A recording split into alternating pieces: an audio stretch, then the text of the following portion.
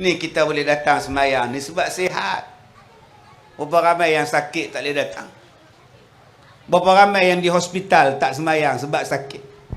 Kaki tergantung dalam wad. Tangan tergantung begini atas katil. Datang kawan-kawan mak rempik ni. Ziarah dia. Ditulisnya dekat simen tangan tu. Kazim was here. Aiman was here. Dicontengnya. Datang Tok Imam kampung melawat. Den, dah sembahyang ke belum? Nak sembahyang macam mana? Tangan berbalut. Woi, kasar je jawab. Walaupun berbalut, walaupun patah, kena sembahyang, Den. Tok Imam, Tuhan pun faham lah tangan saya patah. Dia ingat Tuhan tu pak saudara dia, tuan-tuan. Allah bagi test tangan patah aja. Berapa ramai tak nak sembahyang? Padahal ada cara sembahyang, ada cara wuduk bila tangan patah, kaki patah. Allah Ta'ala test. Kadang-kadang kita ini diuji dengan kaya. Allah test kita jadi miskin. Sekelip mata miskin. Nak tengok kamu sabar atau tidak. Banyak orang yang tuan-tuan dites dengan putus tunang. Bunuh diri dia. Ada orang yang diuji dengan putus tunang. Gantung diri dia. Hanya kerana kecewa. Tunang dia balik ke kampung. Tak nak kahwin dengan dia. Saya cakap dekat dia. Kalau dah tahu tunang tu balik kampung, pergilah kejar dia di kampung. Yang menangis buat apa? Dia jawab, kampung dia jauh. Di mana? Afrika. Oh, jauhnya. Memang tak terkejar tu. Nampak tuan-tuan? Sampai tahap bunuh diri. Jadi bila datang ujian kepada kita, siapa yang kita nak buat perbandingan? Kalau datang satu-satu ujian pada kita, siapa yang kita nak buat perbandingan? Sudah pasti Nabi dan para Rasul. Sebab tu Nabi-Nabi ni daripada kalangan manusia. Macam kita. Kita ada masalah, Nabi pun ada masalah. Bila Nabi ada masalah, dia selesaikan masalah, maka kita di sini ambillah pelajaran daripada para Nabi tadi. Sebab ada orang petikai. Zaman dulu orang petikai. Kenapa Nabi-Nabi ni bukan malaikat? Kenapa Nabi Muhammad berjalan di pasar? Kenapa Nabi Muhammad ni makan dan minum? Kenapa Nabi ni tak malaikat? Kan bagus kalau Nabi ni malaikat. Kalaulah Nabi tu daripada malaikat, bila kita nak ambil contoh? Malaikat tak kahwin. Malaikat tak kahwin. Mana kita nak ambil contoh dari malaikat? Malaikat jantan pun tidak, perempuan pun tidak. Kita nak ambil contoh apa? Kalau malaikat bukan ada jantina macam kita. Malaikat bukannya makan nasi macam kita. Malaikat bukan makan lemak macam kita, mak ngah. Nabi itu makan. Maka kita ambil contoh daripada Nabi. Sekarang, apa masalah akak? Akak dah kahwin. Masalah, anak tak ada. Masalah, orang kampung kutu. Dia orang cakap apa? Mandul. Balik rumah mak pun mak kutu. Asyik mak je mengandung. Engkau bila nak ngandung? Saya tak tahan, Ustaz. Suami macam mana? Suami pula perli-perli saya, Ustaz. Kalau kau tak mengandung, ni kau kahwin lain. Rasa nak potong-potong suami tu, Ustaz. Abang, ada tak Nabi yang kahwin lambat dapat anak? Ada. Nabi Ibrahim alaihissalam. Kahwin isteri pertama bertahun-tahun sampai tua tak dapat anak. Sampai dah tua dah tak dapat anak. Tapi Nabi Ibrahim masih berdoa lagi. Rabbi habli min zurriyati. Ya Allah, bagilah ku zuriat, ya Allah. Dia tak pernah marah isteri dia. Dia tak pernah marah Tuhan. Kerja dia ialah doa, doa, doa. Lah Allah bagi dia anak. Isteri dia yang tua, Siti Sarah pun mengandung. Walaupun dah tua. Apa tanda Nabi Ibrahim ni akan dapat anak? Apa tanda dia? Isteri dia mengandung, tandanya Nabi Ibrahim tidak boleh bercakap dengan orang lain. 3 hari dia diam, tak boleh bercakap. Itulah tanda isteri dia sedang mengandung. Jadi abang-abang berhati-hatilah akak. Kalau suami 3 hari tak cakap, mengandung akak ni kak. Berhati-hatilah, anda mampu mengubahnya.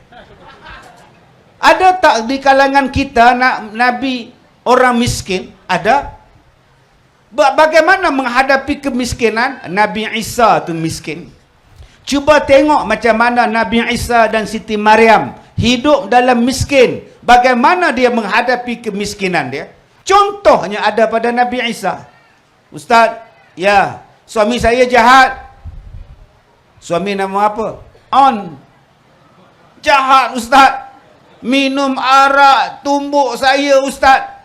Kak Leha. Kak Leha kenal tak satu laki-laki nama dia Fir'aun? Lagi jahat daripada suami akak. Suami akak baru nama On. Fir'aun lagi jahat. Dia tambah Fir kat depan. Fir'aun bunyi dia. Tapi isteri Fir'aun bila dapat suami yang sangat jahat, isteri Fir'aun yang bernama Asia sangat sabar. Bagaimana dia menghadapi kekejaman Fir'aun sampai Allah gantikan kepada dia syurga. Di dalam syurga menggantikan mahligai Fir'aun yang dia tinggalkan kerana nak menyelamatkan iman dia. Sebab itu tuan-tuan, kalau kita di sini ada masalah, jangan takut, akan ada jalan penyelesaiannya. Kadang-kadang jalan penyelesaiannya ada contoh pada para nabi, ada contoh para rasul, ada contoh yang disebut dalam Al-Quran dan hadis. Cuma kita rajin selongkar, rajin bongkar, maka kita akan dapat jumpa penyelesaian-penyelesaian yang Allah Ta'ala sebut. Sebab Allah kata, فَإِن تَنَزَعْتُمْ فِي شَيْءٍ فَرُدُّوهُ إِلَى اللَّهِ وَالرَّسُولِ. Kalau kamu ada masalah, kalau kamu ada pertikaian, baliklah kamu pada Al-Quran, baliklah kamu pada Rasul. Kamu akan dapat jawapan bagaimana nak menyelesaikan apa yang kita hadapi. Wallahu a'lam. Allahu akbar, Allahu akbar. Jadi kita pokok pangkalnya kita kembali kepada Allah Subhanahu wa taala dalam kita mencari jawapan untuk cabaran yang kita hadapi di dunia. Baik Ustaz. Tadi Ustaz sebutkan satu perkara berkaitan dengan cabaran ini yang mana kita akan diuji dengan harta. Harta banyak pun susah. Harta sikit lagilah susah. Kita keluar pada awal pagi. Keluar pagi balik petang. Sambung sikit pakcik.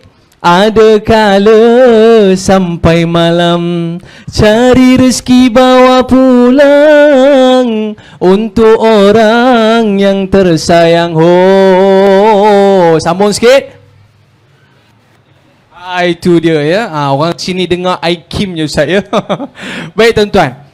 Kita keluar pagi, balik petang, cari rezeki untuk anak isteri. Kita berniaga dan sebagainya. Tapi masih lagi terkadang kita diuji dengan rezeki. Kita diuji dengan harta. Ya, harta yang sedikit tak cukup. Nak bayar anak sekolah, nak belikan susu, nak beli pampers tak cukup. Sakit kita rasa dek kerana tidak cukup kewangan. Buat ni macam-macam MLM-nya, jual tudung ya, jual macam-macam biskut makcik ya. Jadi oleh sebab itu kita diuji dengan kemiskinan. Ada setengah itu diuji juga dengan harta. Bila harta banyak, mulalah nak pergi ke karaoke, nak pergi cari perempuan, nak pergi cari perkara-perkara keduniaan. Ini juga ujian. Jadi mungkin Al-Fadhil Ustaz, kemanakah kita nak pergi? Kita nak jadi miskin ke? Kita nak jadi kaya? Kerana kedua-duanya adalah ujian daripada Allah Subhanahu wa taala. Dipersilakan Ustaz. Baik, terima kasih kepada Da'i Aiman. Malam ni saya tak menyanyi ya, sebab dia dah menyanyi dah. Jadi mudah sikitlah tugas saya ni. Sebab banyak permintaan kata Ustaz, malam ni satu lagu Hindustan. Tak payah, kan hujan pula tuan-tuan. Canda oh canda, canda oh canda, kisi ne churaye tere mere nindiya, jage sare rena tere mere nena. Faham ke makcik? Saya pun tak faham. Baik, Allah Ta'ala sebut di dalam Al-Quran, innama amwalukum wa auladukum fitnah. Sesungguhnya anak kamu, harta kamu adalah ujian untuk kamu. Subhanallah. Allah kata anak dan harta tu ujian. Habis tu tak nak anak lah ustaz. Kenapa pula tak nak anak? Habis tu ujian. Siapa yang tak nak anak? Semua orang nak anak. Sebab tu orang perempuan kalau mengandung, ya Allah, melompat-lompat. Jatuh tangga gugur tu. Seronok bila dapat anak. Apa tanda kita seronok bila dapat anak? Buat kenduri akikah. Apa tanda kita seronok bila dapat anak? Subhanallah, tak tidur malam dia jaga anak. Kalaulah mak ayah tak sayang, tak suka pada anak, dia campaklah lubang orang batu tu. Tapi kerana kita sayang pada anak, sebab apa? Sebab bila ada anak-anak macam ini, tuan-tuan, dia adalah harta yang paling mahal sekali. Harta-harta yang lain Kak Leha tinggal. Rumah tinggal, blender tinggal, gigi palsu pun tinggal. Tapi anak yang macam ni, bila kita didik anak kita jadi anak yang soleh, anak yang solehah, tiap-tiap kali dia semayang, kita dapat pahala. Tiap-tiap kali dia baca Quran, kita dapat pahala. Itu sebab makcik tak semayang ustaz, anak dah semayang. Eloklah makcik, anak ke syurga, makcik ke neraka makcik.